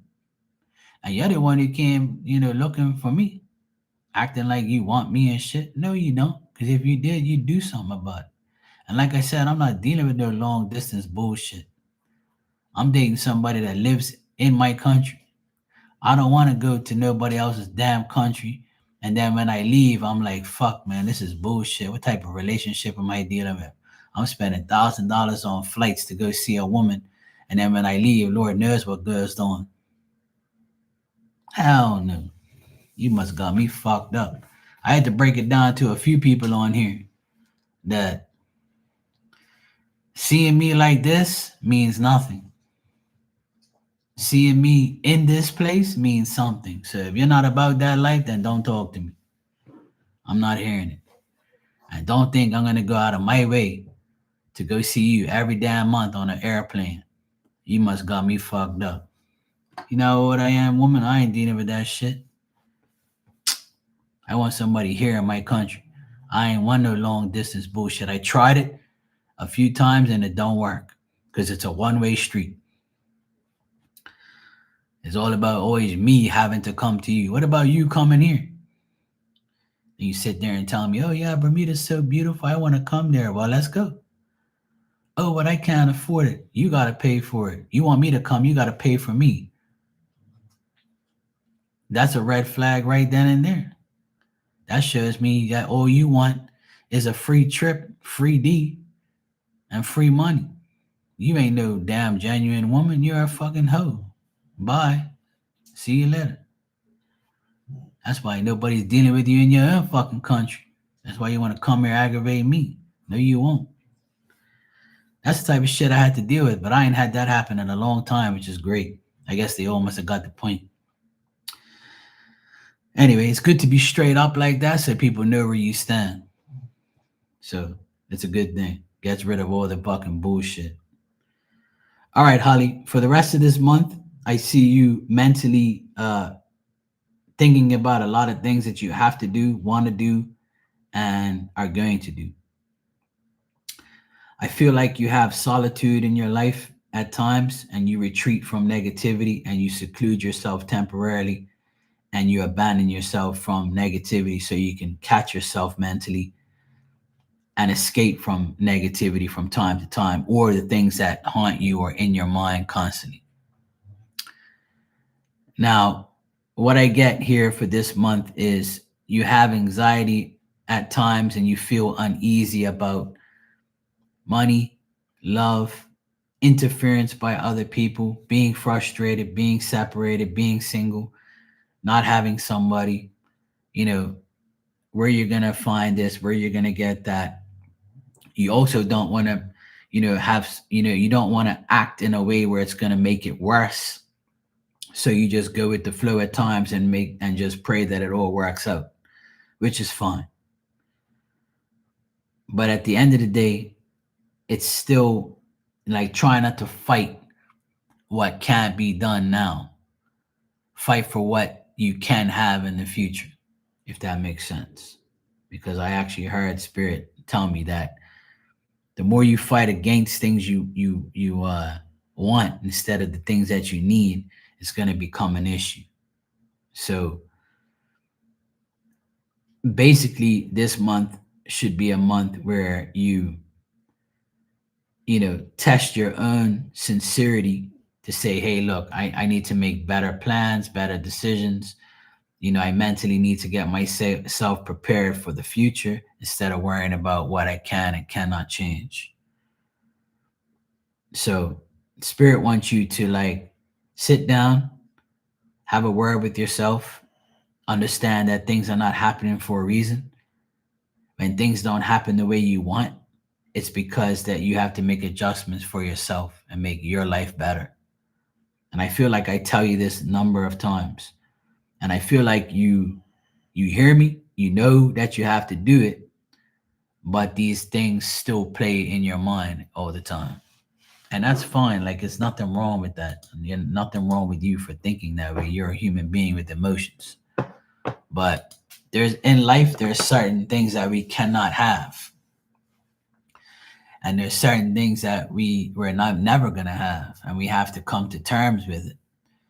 And if we force to have certain things, that's when it blows up in our face. Because what's meant to be is meant to be. What's not meant to be will become a disaster. So they're saying to not fight the things that you can't have right now, and to allow your adjustments mentally to understand that, keep working on myself, keep doing what's best for me, and everything's going to fall into place the way it's supposed to. And I got the number 4 here. Is the only number I have. So maybe number 4 means something to you. But I feel like you dwell on things that you don't have. And you feel like, why don't I have it? I should have it. Why can't I have it? What's wrong with me? Nothing's wrong with you. You're just a human being going through problems. And like everybody else, you have situations you have to deal with. It's life, and the more you roll with it and let things flow the way it's supposed to, instead of fighting it or planning, then life might get better for you. But you have to allow it to happen and keep fighting for you instead of fighting for what you want, instead of the things that you actually need. So that's what Spirit wants you to know. But they have your back, and you know that. 4's been popping up. Yeah, I got the number 4 here. Very significant. That's why I told you. I don't really say numbers too often, but 4 popped out there. So something with 4. Tomorrow's the 4th. So maybe tomorrow something's going to happen.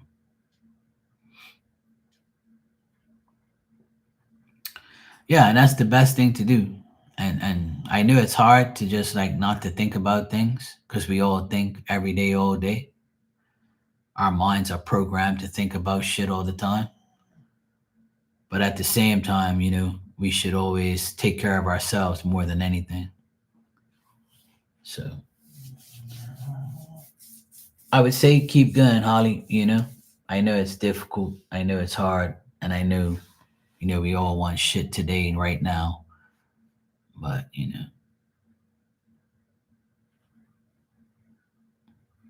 yeah.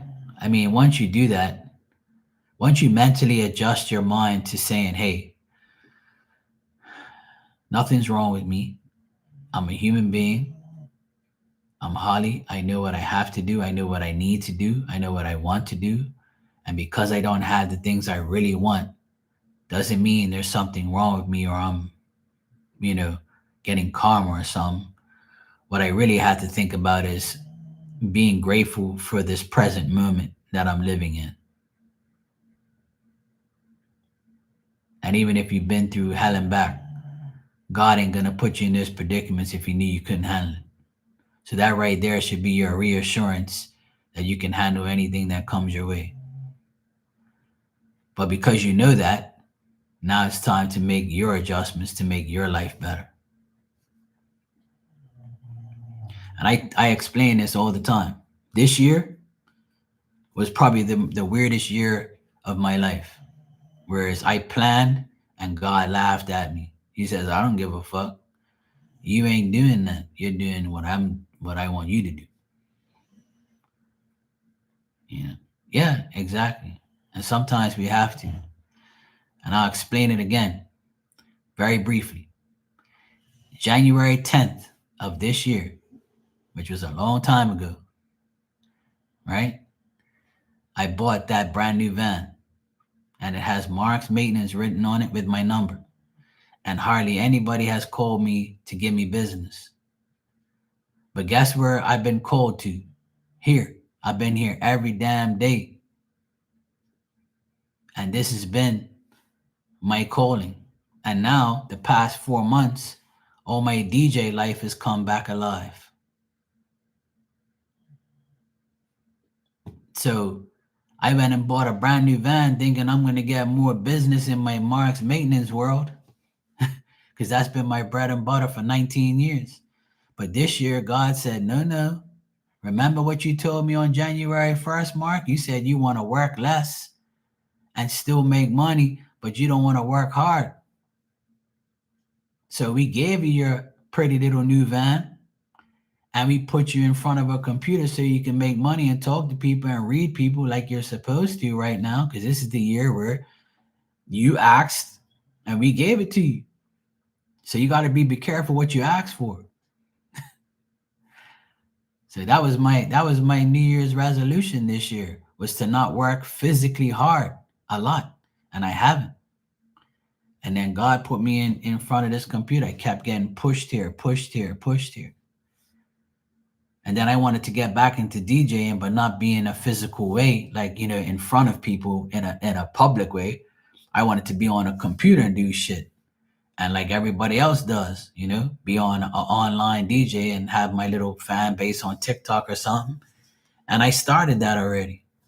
I haven't done it in a couple weeks, but I did it like 4 times in a row. I loved it, but I needed to make more adjustments before I actually, went on there like all the time. I need to get better equipment. I need to get a laptop.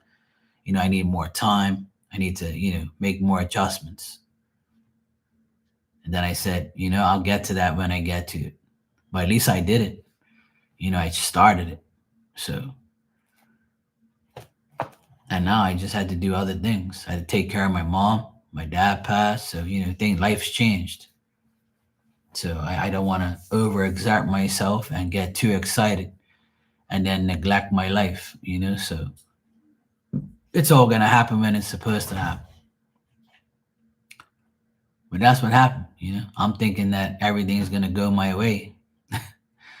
And then I had a rude awakening, but a good one, I said to myself, well, look at me now. I'm in front of a computer every day, doing readings all day. And even offline, I got email readings to do and personal readings all year. And it's been weird. It's like, I don't want to do this my whole life. It annoys me. Like, I don't want to do it. I want to I want to work with my hands and do electrical and maintenance. I got a brand new van, for fuck's sake. But see, it don't work that way sometimes. It's like God gave me my wish, my lifelong wish was to have a brand new van with my name on it, a real business van. And I got it. He gave me my wish. But at the same time, he gave me my other wish too, which was not to work hard physically. Diamond, what are you doing? Hey, what are you doing?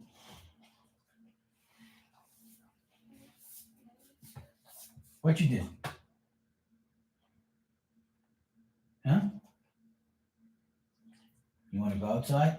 Or are you good? What's the matter? What's wrong, baby? You okay? What's the matter? You all right, baby? What's going on? You over here hacking? I heard you hacking. You okay? What's the matter?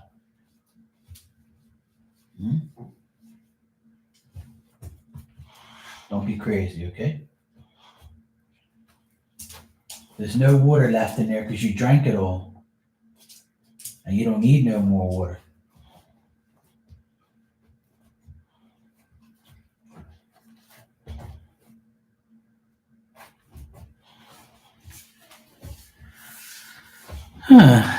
Damn dog. You're welcome, Holly. It's all good. I appreciate you listening. I just try to,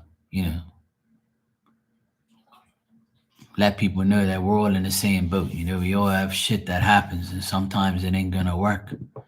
You know, I'm the same way, and I don't want people to think that, you know, I have a perfect life. I don't. You know, my life changed a lot this year, too much, and I'm like trying to deal with it every day. And it's been a weird adjustment because I'm used to working hard every day, and I'm not. So I had to adjust to that life, and it's made me feel weird. Kind of makes me feel like, you know, worthless sometimes because I'm not really working physically anymore. I mean, I can, and I can go look for it, but I always like when I do, I get pushed back into this chair. So sometimes when you take your own life into in your own hands, sometimes it works, sometimes it doesn't. Sometimes God says, no, no, you're not gonna do it. No, no. You're just gonna do what you're supposed to do right now. Don't worry. It'll all work out for you. That's how I look at it. You know, what's gonna happen is gonna happen. What's gonna get done will get done. You know. Yeah, sometimes life is like that. You know, even during my 19 years of business, in 2015 was probably my worst business year ever. And then the next year, it was like one of the best. So like it's never gonna be perfect. Never. And never ever gonna be perfect. You know, and here we are 10 years later. 2015 was one of the worst business years of my life. You know, where I hardly made any money and I was like fighting to get work and I couldn't. And then it just didn't work out. And then 2025, 10 years later, I'm not working hard like I always am, but I'm in front of a computer adjusting to this type of life. So it's like the weirdest shit ever. So every couple years, every 10 years, life changes, or, you know, every few years, things happen where it's not going to happen like it always does. What you want may not happen. You know, buying that new van, I'm like, yeah, I'm going to get some work. And I did at first. And then God was like, all right, bro, we gave you your van. Now you got to go back to the computer and do readings. Let's go. But no, no, there's no buts. We gave you what you want. Now you got to do what we want. And that's how it goes, you know? It's God's plan or no plan. So I'm not fighting it anymore. I just, you know, came here and that's it. I just got to do what I got to do. I'm not fighting life anymore. And after seeing my dad pass away this year, it made life even clearer to me that why fight for something that ain't gonna happen? Why fight life? Why work hard for what? So you can die and leave everything behind? Fuck that. My dad bust his ass, and so do I. I bust my ass my whole life for what? Fuck that. I'd rather come on here every day and just, you know, work mentally. It's better for me because working physically destroys my body as like it destroyed my dad's. Man, fuck that shit. That's why my perspective on life is even more different now. I work hard when I feel like it. You too, Holly. Have a good day. It's good seeing you. Yes, keep doing that. You'll be all right. All right, Marilyn, thanks for the super chat. You said I'd like to know more about my what does she?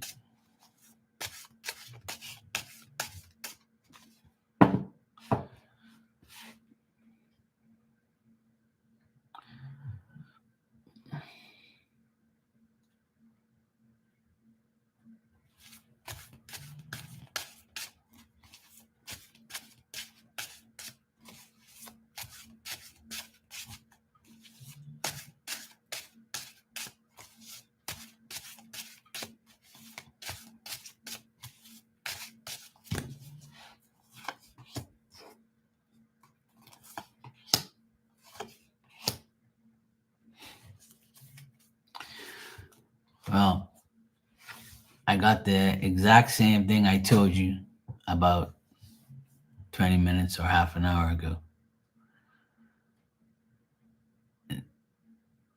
I'm going to tell you what I see, right? And it's the same thing. Your Virgo aunt is not being pressured by the Scorpio aunt at all. I see here that if the Virgo's man has told her, look, don't get involved with the Scorpio aunt or Marilyn's bullshit. If you do, it's going to be worse between you and I. Because I want you to focus on our relationship, not on what people's lives are. Because when you focus on people's relationship, it affects our relationship. So I think that I know that her man shows up again here. Because when I talk about this Virgo person, this Virgo aunt, it shows me her man. And he's like pretty much threatening her indirectly, saying, if you get involved and I find out, it's not going to be good for us. I'm going to disconnect from you. I'm going to leave you. Because every time you get involved in other people's lives, it affects our love life and our relationship. So don't get involved. Don't talk to these two. Leave them alone. And you need to focus more on our love life and our relationship. And this man expects this Virgo aunt to get influenced by the Scorpio aunt. So he's telling her, look, you're not going to get involved with either of them. You're not going to get involved in this situation. Because if you do, it's going to cause problems between our love life. So like I said to you earlier, it's all about her man telling her what to do. And I think he's threatening her because I got all reverse cards here. And there's no woman in these cards. So your Scorpio aunt is not being pressured by the Virgo. I don't even think they're talking about this situation unless you know for sure they're talking.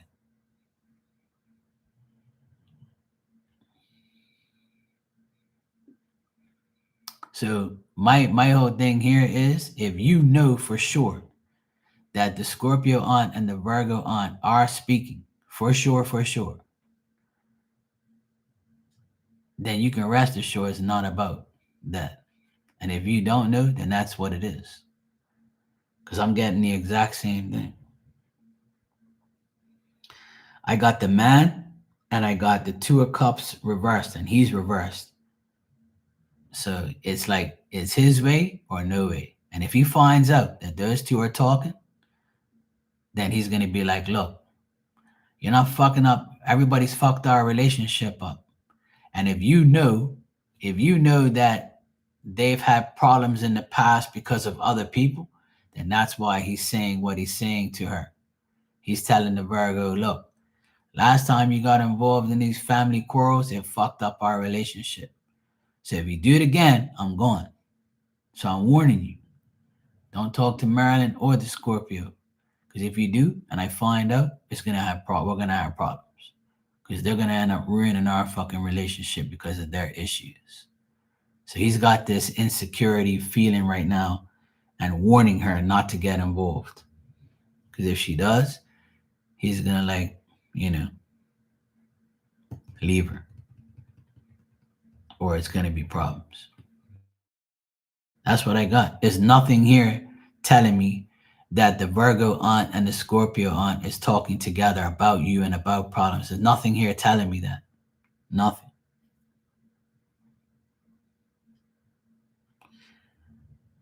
And I've told you several times about the Virgo aunt, how she doesn't even fucking care, And that's why you're not getting any response. Because she don't care. She rather focus on her man. And I'll be honest, most Virgo people are like that. They're like, I ain't getting involved in your shit. I want my man. Fuck you. Yeah. That's what I get. And I got the guy here. It's all about this guy. This guy runs like her life right now. Like he's drilling in. That's the person that's influencing the Virgo, is the man. The man's influencing her, not the Scorpio. The man's like running her life right now. I've seen it twice already. It's like he's giving her an ultimatum. You get involved, it's not gonna end well for us. Things are so good between us, so why get involved in these people's lives? So I mean, I kind of agree with him. I wouldn't want my wife or my girl to get involved in family shit that don't involve her, and to focus more on our lives and fuck these people. So I agree with him in a way, as long as it's in a good way. But that's what I get, man. I don't know what more else to tell you about that, but I get that very strongly. Yeah, and if you don't know for sure, then that's what it is. That's what they're probably trying to say. Like it's not up to them. And some people, they get run by their partner. Their partner run their lives. Their partner calls the shots. They're like, well, you don't love me. If you love me, then you ain't gonna talk to them about it. So yeah, in order to show your love to me, you better leave those two alone. I don't know if he's like that. I don't know. But I feel like he might be like that way. He might be like a controlling past the guilt shit or whatever. Or he might be saying, last time you got involved in problems, it caused problems for us. Things are so great now, don't do it. So that's what the cards are trying to tell me. Or I feel that's what it's saying from what I see. So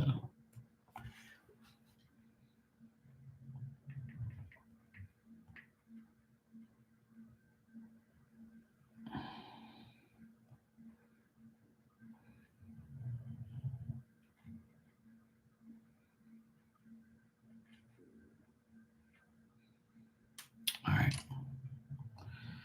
That's what I wanted to check real quick.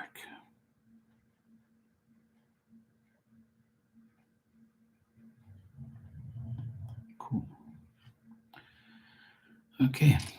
That's good.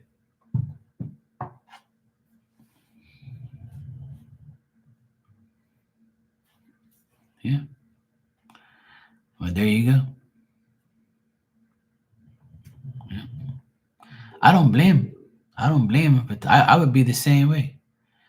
If I know that my sister-in-law or my wife's sister is a fucking pain in the ass and a troublemaker and gonna cause problems in my marriage and shit, and my marriage or my relationship with my wife is good, I'm gonna tell her, look, don't get involved, because you're gonna fucking irritate me and this is gonna cause problems in our marriage. So don't get involved. Leave these people alone. Let them solve their own problems and keep their shit out of my life. I got my own problems to worry about. That's the type of person I am. I don't want your fucking family problems involved in my life. I don't give a shit what you people are doing. I do that now, and I'm not with anybody. I tell my sibling, I tell my sister, I don't care about my siblings and what they do in their life. It's not my problem. I don't give a fuck. Don't come to me with your problems. I don't come to you with mine. Don't come to me with yours. Any person I'm taking care of in my family is the ones who love me and do for me. And my number one priority now is dealing with my mom. If my other siblings don't want to deal with her, I don't care. I'm going to deal with her. I'll take care of her. Fuck you people. Simple. And I'll just give my mom advice on how to deal with my siblings. That's all.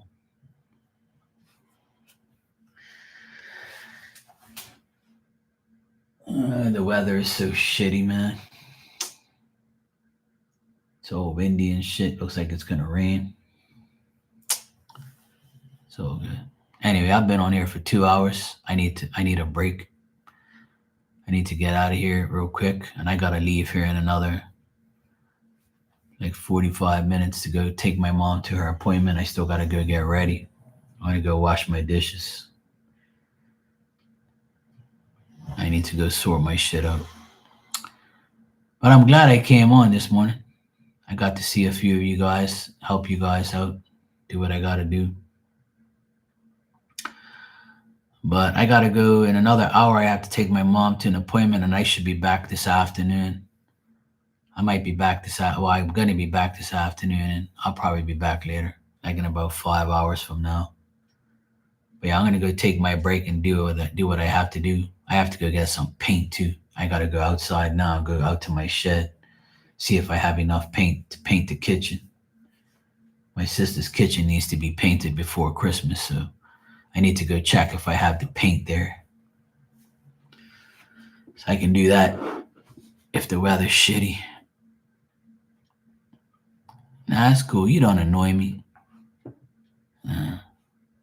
If you was a like a demanding, nasty biatch, then I probably wouldn't deal with you no more.